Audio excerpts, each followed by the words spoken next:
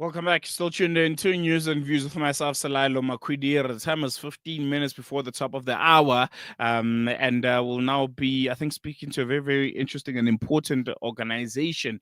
As South Africa prepares to mark 30 years of democracy on the 27th of April, a day officially recognized as Freedom Day.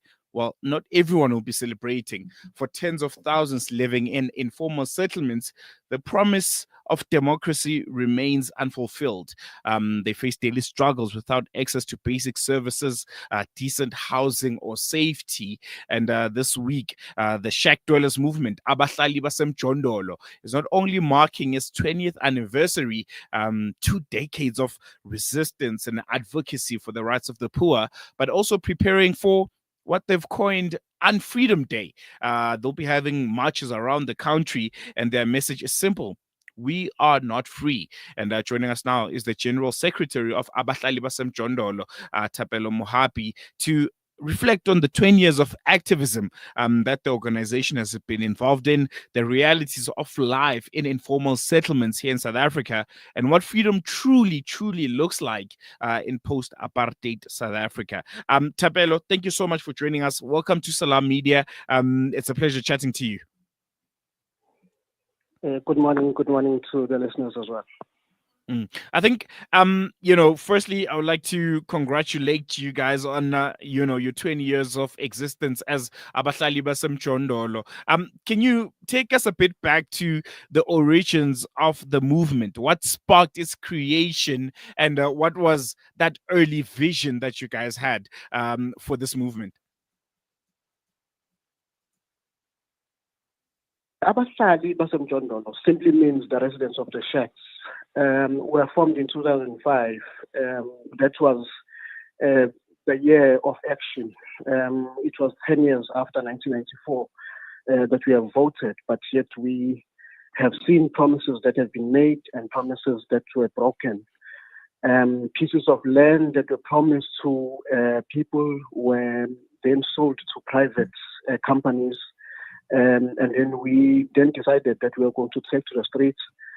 We blockaded the M19 as a way of vesting our anger, but also our dissatisfaction that after 10 years, we have not seen any improvement in as far as informal settlements is concerned.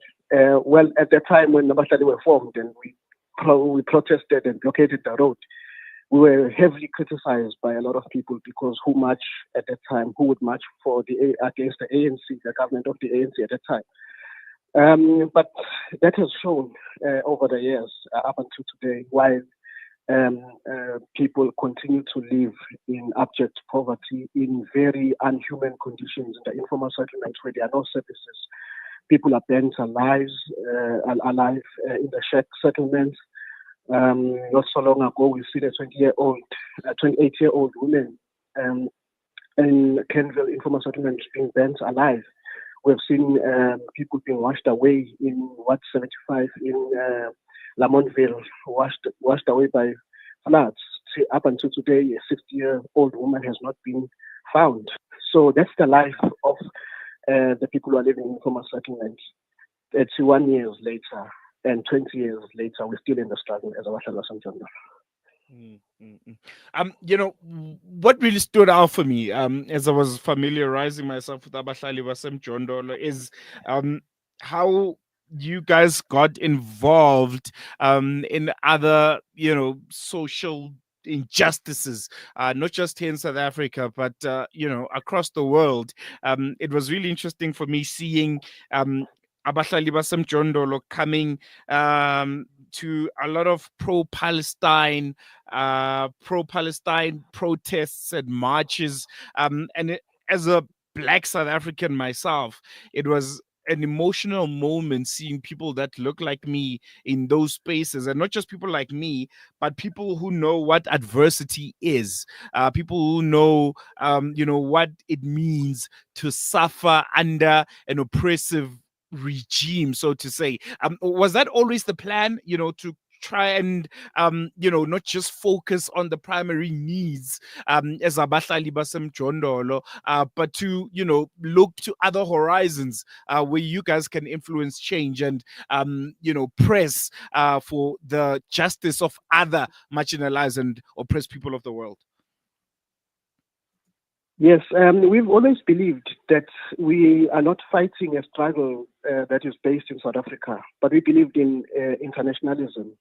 And we have, had to study and look at the struggles that other people are fighting across the world. But the issue with the Palestinian oppression resonates with us. We have lost 25 activists. And we know when a government becomes brutal to you, when you are being segregated and treated as unhuman. And that's what the Israeli government is doing to the people of Palestine. And we've always given our solidarity deep from the bottom of our heart, understanding that the people of Palestine are fighting the very same struggle that we are facing ourselves. To dehumanize a human being is a crime against humanity. We are human beings. We are one race. We are human race. We are created in the image of God, and we should be treated with dignity and respect, not because we belong to a certain religion, not because we belong to a certain race, but because we are a human race and we are human beings and we should be treated in that way. So that's why when we speak about Palestine, we say our heart and soul are with the people of Palestine.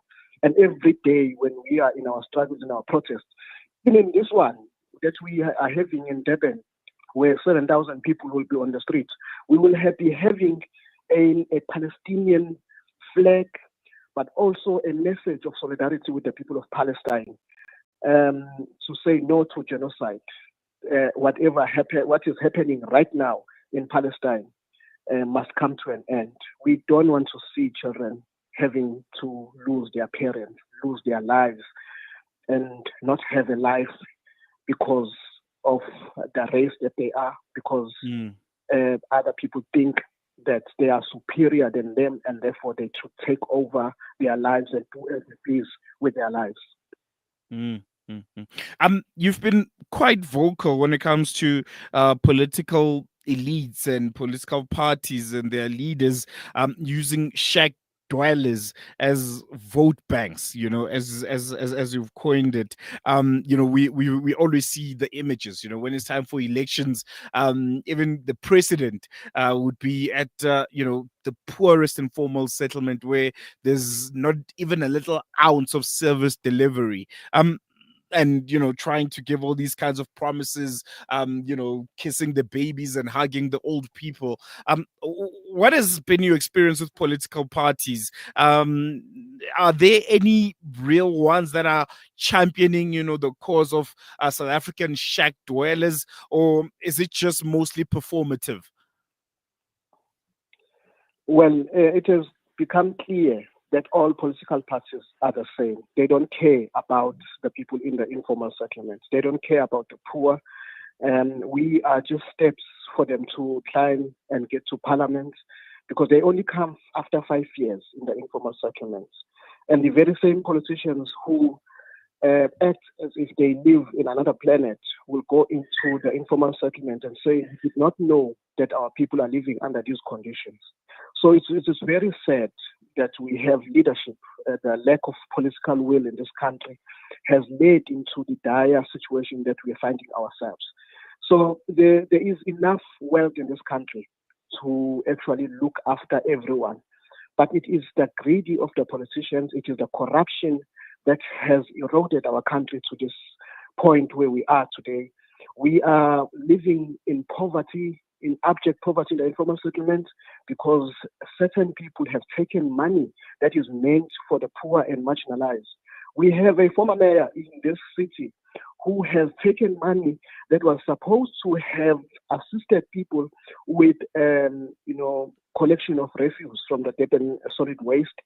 More than 400,000, million disappeared from the purse to assist the people. So you can never wonder when you see the filthy in the city, when you see the informal settlements not having access to refuse collections and so forth. It's because of the corruption that has taken place in this particular city. So it is the greedy of the politicians, it is leaders who are selfish, who are only serving the interest of themselves and their families, and have forgotten, in fact, do not care about the poor and marginalized. And that's why we are in the situation that we are in today. So the floods that have taken place has taken place as a result, in fact, of the refuse. People have to resort on throwing refuse in the rivers, and there were blockage, and these the water came back in the informal settlement and washed people away. If people were provided with services in the informal settlement, we would not have the situation that we have. We would not have a blockade of the drainage system. It's because the waste is all over the place and ends up in the drainage system and block the drainage system. And it's the poor and marginalized that suffers at the end of the day. So we are saying that in this country, we in the last few days, people have said, why have we become a violent society? But you become violent because you are treated as an animal. What you put in as government is what you're going to get out. So in other words, it is violence to not provide services such as toilets, water for people who live in the informal settlement. It is violence for women to be sexually harassed on their way to look for a basic necessity such as a toilet in the middle of the night. No, definitely. I think you're painting a very, very important picture. And I think one that, maybe not just the government needs to hear, maybe to a very large part, South Africa's middle class also, because usually they're the first ones to complain when there's an informal settlement that pops up, right next to maybe, their suburbs or their townships, because, well, services will no longer be delivered. There's going to be issues with electricity and whatnot.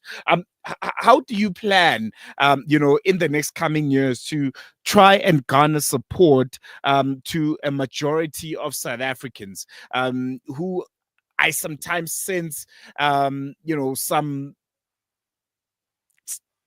sense of elitism when it comes to how shack dwellers in South Africa are being treated. Is there a way to bridge this gap between the haves and have-nots in South Africa, because we know we are the most unequal society in the world, and ultimately that will also affect those that feel like they are not affected by some of government's doings, because, well, they're in their gated communities or they are in their early RDP houses that they got from the apartheid government, and they see shack dwellers as lesser than themselves.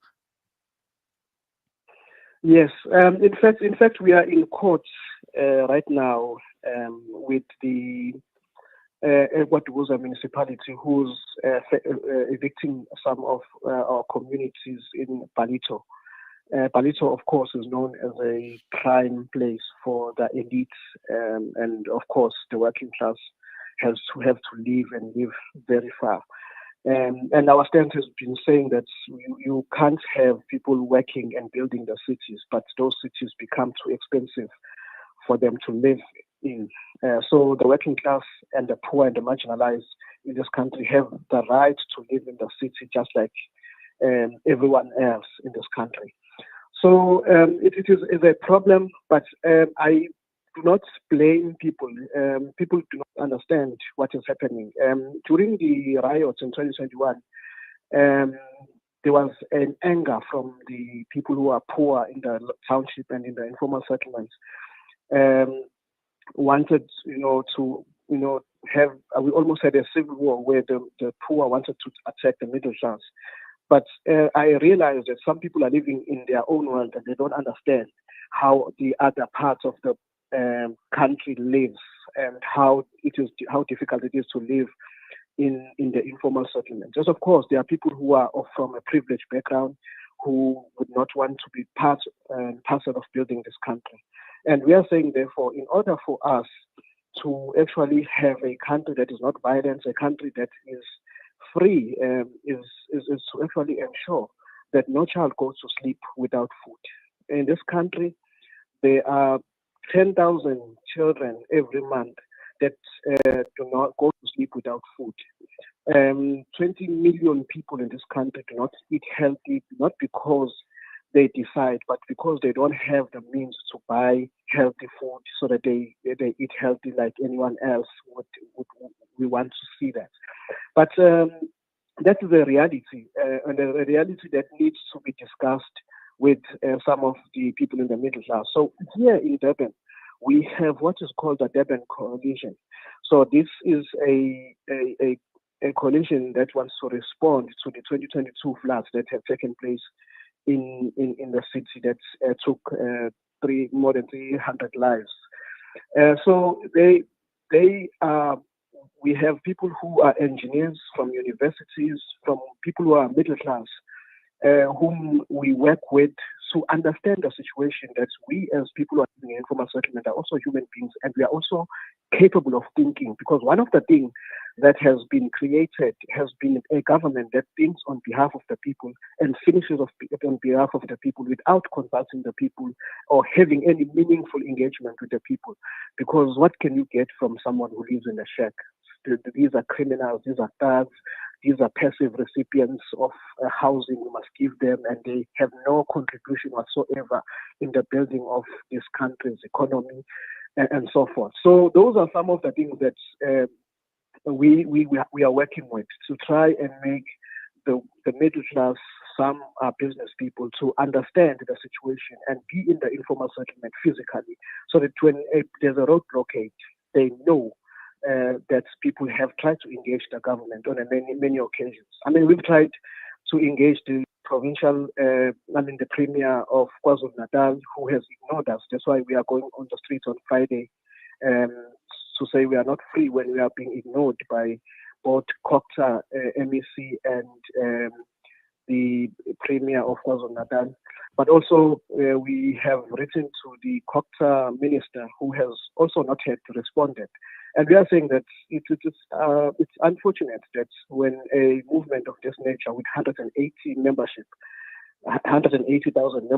that people can just ignore us in the manner that they have done. So that's why we want to show our masses on the streets, so that people understand who we are and what we represent and what we stand for, as something that we have stood against in the last 20 years since we have existed.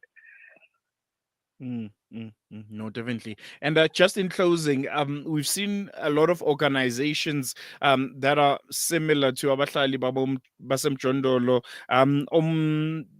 as time goes on, morph into political parties because they feel there's a chance they can, influence change at a greater scale if they are in the echelons of the country's leadership. Is there such an ambition from you guys, looking into the next 20 years of the organization's future? Such discussions have taken place internally, but there are different views. One is, of course, what you're talking about, that if you can't change the system, unless you are in the system and you are inside. The other, of course, is that once you are in the system, then you become swallowed by the system, and then you no longer represent the interest of the people. So those are the discussions that are taking place within the movements. But whether we take the first option of having contesting elections, the movement shall remain, because the interest of the people shall be in the forefront, and we need to be grounded on the people and understand the issues of the people. Some of us, at some point, we were told by some corrupt politicians that they want to give us work in the municipality and house, so that we leave this thing. But we stood against those. We said, no, we can't do something of that nature. We'll be betraying the struggle. So those are some of the things.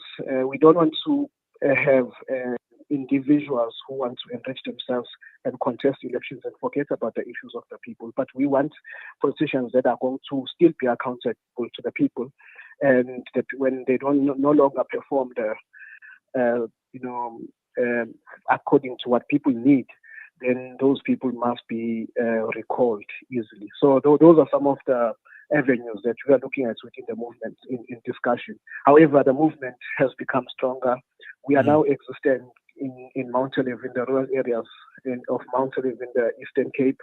We have, we'll be holding a rally that will be attended by more than 5,000 people in Mountain View, Soweto, in Bramfisher. To Berdekop also in Mpumalanga, we're expecting more than 5,000 people in that rally. In Durban, we're expecting on this coming Friday, 7,000 people on the streets. No, all the best to Abahlali baseMjondolo. You know, this is one of my favorite organizations in the country. I believe you guys are doing remarkable work when it comes to advocating for the rights of some of the poorest people in our community. Congratulations on your 20 years of existence, and looking forward to the next 20 years. Thank you very much. Thank you very much for the opportunity, of course, from you guys for giving us airtime. We have had problems with captured media in South Africa that does not give us the airtime and does not talk about the struggles, the ordinary struggles on the ground. Rather, they will cover political parties than to cover social movements. So thank you very much for every time giving us this opportunity to actually speak to the listeners. Hopefully, in the next 20 years, we will also be engaging. Thank you very much. Thank you very much. There you have it. I think, very sobering and important conversation, particularly as we approach Freedom Day. I think it's the voices from Abahlali baseMjondolo that challenge us to ask, what does freedom mean when there are some in our society that are still denied the basics, water, sanitation, safety, shelter. What does democracy mean when your life can be washed away by floods or consumed by a fire 3 decades after the promises of equality? Yet, despite these harsh conditions, people from this movement, made up of some of the poorest people in our country, continues to show up, not just for themselves, not just for each other, but for others, whether it's on the front lines of housing protests or standing in solidarity at Palestine demonstrations. You'll never miss them. They're always there. Abahlali baseMjondolo understands something many in more comfortable positions often forget. Injustice anywhere is a threat to justice everywhere. And folks, here's a sobering truth. In the world's most unequal society, where privilege and poverty live side by side, it's a common sight everywhere, but the perfect example of that would be Sandton and Alexander, for instance, where you have the richest square mile on the continent and one of the most poorest areas and townships in South Africa. It's the working and the middle class in that situation cannot afford to look away.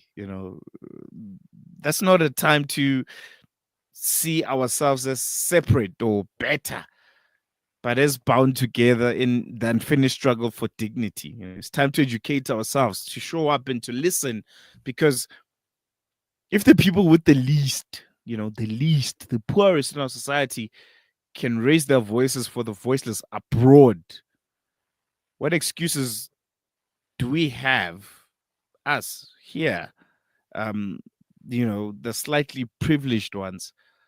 What excuses do we have to show up for them when they're so close? South Africa is very unequal, and I think we can all agree at this point that the working and middle class in particular, who may feel a bit far removed from the harsh realities of shack life. It's time to educate yourself. The struggle is not beneath you. You're living in the world's most unequal society, and there'll come a time where no wall, no title, and no salary can insulate you from a system that dehumanizes others. So it's very, very important to not have an us and them approach to this life, because ultimately the failures of this government are affecting all of us.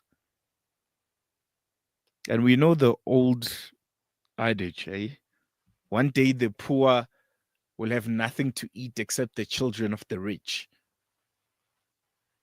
And we won't avoid situations like that because we continue to other, the less privileged. We look away, when the government abuses them. We blind ourselves to the realities of Abahlali baseMjondolo, who every year during the rainy seasons, you'll have children being washed away. Every year, right next to Santon, you'll have fires that kill babies and children because of the squalor of these squatter camps that we often see on our freeways and our highways, that we act as though they are invisible and never say anything except complain about their presence. If you can speak out for Palestine, why can't you speak out for Abahlali baseMjondolo, who, surprise, surprise, are speaking out for the people of Palestine? But now we see them as a nuisance, eh? Hey, since they came, electricity has been a problem. Since they came, water has been a problem. They're criminals. They. Granted, things like this will arise. Things like this will happen. But ultimately, it's because of the inaction of those that have a voice. Eh? The inaction of those that are a bit educated, the inaction of those that know what avenues to go by when it comes to holding the government accountable. You continue to look away, you continue to build high walls, you continue to hire private security, you continue to have a they, them against us kind of approach. And ultimately, when you don't speak out for them, you don't join them in the protests, the problem will be at your doorstep. It'll be there. It's like the situation where our very own government, the ANC, keeps endorsing ZANU PF in Zimbabwe. Doesn't call them out on the rigging of elections, doesn't call them out for their gross human rights violations, the censorship of the media and the silencing of opposition political party leaders. They keep quiet, and then they go to Harare, high five. Liberation movements, ZANU PF, ANC, best friends forever. And then what happens? Because of the ill treatment, because of the corruption and industrial skullduggery that's happening in Zimbabwe, Zimbabweans are coming here, coming to South Africa. And then we complain. What are these foreigners doing here? They're taking all of our jobs. They're stealing. They. We forget. We didn't hold our government accountable. We didn't ask them to say, hey, you're not calling your neighbors to order. You're not calling the government of Zimbabwe to order. They're abusing people. They've destroyed the economy. We never ask those questions, but we're reactionary when it comes to the consequences thereof. Think about it. Next time you pass a squatter camp and you see those people as a nuisance, and oh my God, I hate the sight of it. Those are human beings, just like you. And they're suffering under a government that is also abusing you. So you can either build your high walls, which we don't know, they'll continue to protect you until when.